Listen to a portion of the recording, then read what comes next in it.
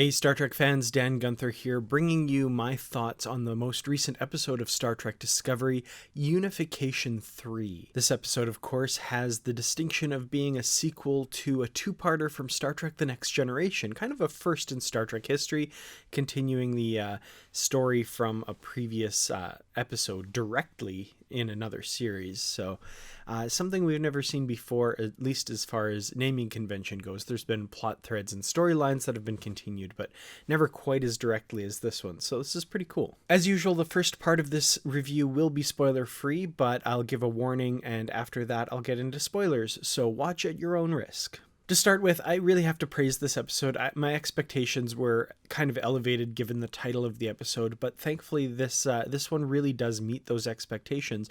I really enjoyed the story. I rewatched Unification 1 and 2 very shortly before this episode came out to kind of have them fresh in my mind. It wasn't really necessary to for the purposes of the episode, but I think it did help. There's one particular line in Unification Part 2 that really informed my thoughts going into this episode, and my thoughts were definitely borne out. I'm being a little circumspect, of course, to kind of keep this spoiler free, but I'll get into it a little bit more on the other side of the spoiler warning. I think this episode has some terrific performances. Sonequa Martin Green as Burnham, of course, shines as usual. In this episode in particular, she has some really great moments as well with some of the guest cast. Saru and Tilly, I think, have some wonderful moments. Mary Wiseman as Tilly just continues to shine. I like when they give her more substantial things. I think towards the end of last season, I felt like they were using her character more for comic relief than anything really serious, and this season I'm feeling she's getting a lot more of substance to play with, which I think is really plays to her strengths and is allowing her to shine in this role. I feel like with a lot of the decisions that are being made for this season of Discovery, it's really kind of cementing its place in the Star Trek mythos in a way that I wasn't expecting. I think I talked in a recent podcast about how they've kind of made us invest in Discovery as the representative of old Star Trek in this new 32nd century world, which is really clever. I think it really brings the viewer on board with siding with Discovery in kind of a clever way. So,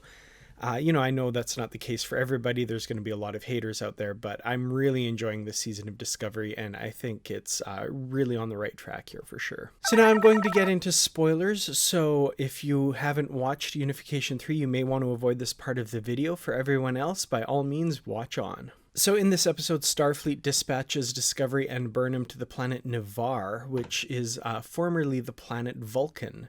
The unification of Vulcans and Romulans has gone forward after centuries, and they exist as unified people on the planet Ni'Var. I want to say the provenance of the term Ni'Var is really amazing, coined by a linguist named Dorothy Jones in a Star Trek fanzine back in the 60s. The argument that the people writing this show and behind the scenes don't know Star Trek really holds no water when there's these obscure references like this that, even me, I consider myself a super fan for whatever that's worth. I wasn't aware of this, and had to have this brought to my attention. So incredible job, and just really filling out that universe and making it cohesive. And these references, they're not in your face. They're not like, oh, look at me, look at this, look how clever we are. It's really just them using the lore that's out there and creating a really cool, cohesive universe. As I said, Sonequa Martin Green as Burnham in this episode is terrific. I love her scene where she's at the Tikal and Ket, this kind of inquisition before the Vulcans and the Romulans, and she kind of has this realization, thanks in part to her mother kind of making her realize how she's been thinking about things. That whole scene is brilliant, where she turns it around on her mother and asks her to, speak truth to the things she's saying. So beautiful scene, wonderful scene. Speaking of Burnham's mother, we get the return of Gabrielle Burnham in this episode, kind of nicely tying up that little plot thread. We didn't know where she was or where she disappeared to. We find out in this episode that she appeared in the 32nd century on Esau 4 and not Terra Elysium. So that's why they hadn't heard of her there, and she hadn't been there. I'm curious to see if we'll see more of her in this season. My guess is no. It feels like they've kind of wrapped up that part of it. It would be interesting to see her again, to see if she has another role to play. I'm assuming the Red Angel suit that got sucked through with her, the time crystal, of course, had been damaged. I'm assuming the suit is inoperative as well. So that's a little plot thread that maybe could come up, but I don't see that happening. I also really liked Saru's interactions with the president of Navarre, Tarina. I think they have this really interesting relationship where Saru's kind of being the diplomat for Starfleet here and the Federation. And it really does work in this case. Tarina is initially very skeptical of the Discovery and their mission, but over the course of the episode, both through Burnham's performance in the Tikal and Ket, as well as Saru's plying her diplomatically, I think she really comes around. And, there might be some back channels of communication open between Navarre and the Federation now, thanks to the efforts of Discovery and the crew, and Burnham and Saru in particular. A lot of people have talked about the use of the footage of Spock from Unification II in this episode. I thought it was a really nice touch. I think it worked really well. Definitely not the first time that we've seen in Star Trek people watching footage that they shouldn't probably have been able to get in order to advance the storyline. Star Trek IV, at the start, the Federation Council is watching very nicely edited footage from Star Trek III, for example. But, in this case, I think there's a lot of in-universe explanations for how they could have gotten it. I mean, people are easily recreated by holograms. You've got Picard's testimony. He could have had a tricorder on him that picked up what Spock had said. Who knows, right?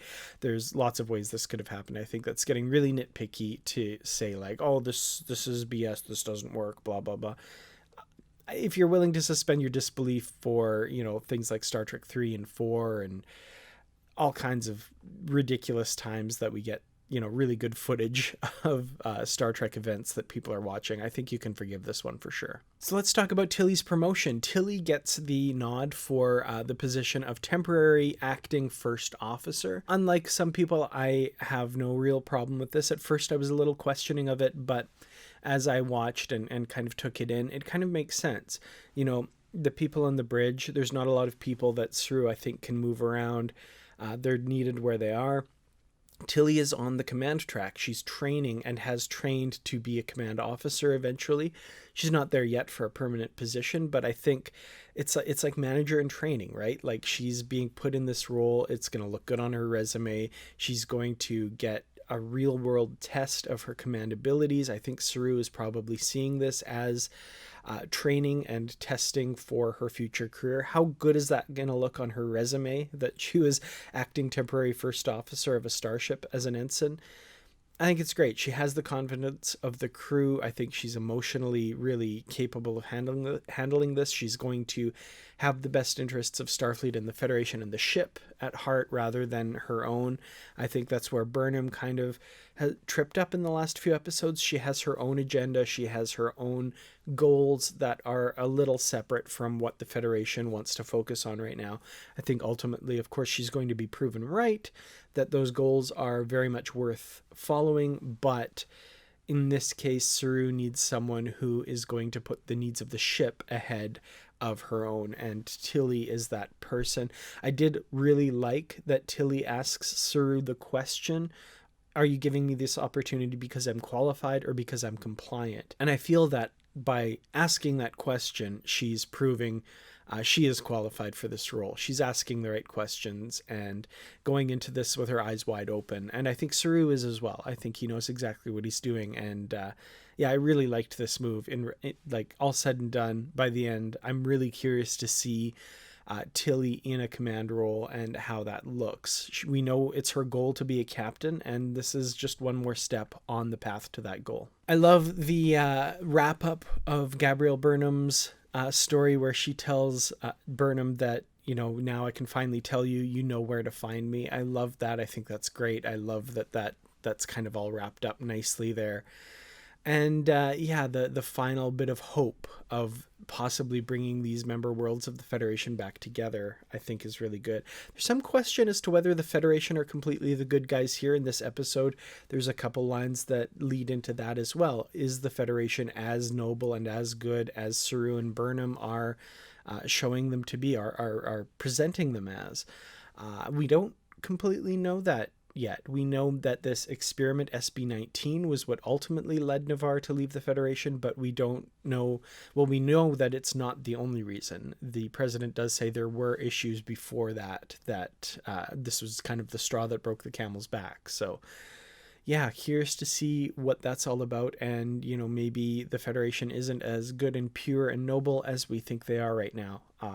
We'll definitely see where that goes for sure. So with all of that said, I'm giving top ratings to this episode. I really enjoyed it. I think it's excellent. And now we're past the halfway point for season 3 of Discovery. So what did you think of Unification 3? Did you enjoy it as much as me? Did you have issues with some of the plot elements? Please let me know in the comments below. I'd love to hear from you.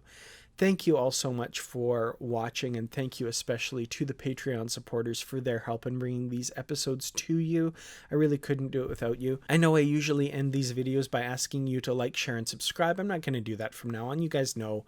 Everyone on YouTube says that. You know to do that if you felt this video was worth it. Instead, I'm going to ask you to just take a little bit of advice from me, maybe at the end of every video. Maybe I'll think of something new every time. But for this video, I want you to check in on your friends who might be having some mental health issues, might be having some trouble, especially with the lockdowns and the COVID-19 pandemic things that are happening. Just check in on some of your friends, send them a text, maybe an email or whatever. And, you know, anybody you haven't heard from or talked to in a while, just see how they're doing. Catch up a little bit. I think we need to keep in mind to be as social as possible when it's hard to get together in person.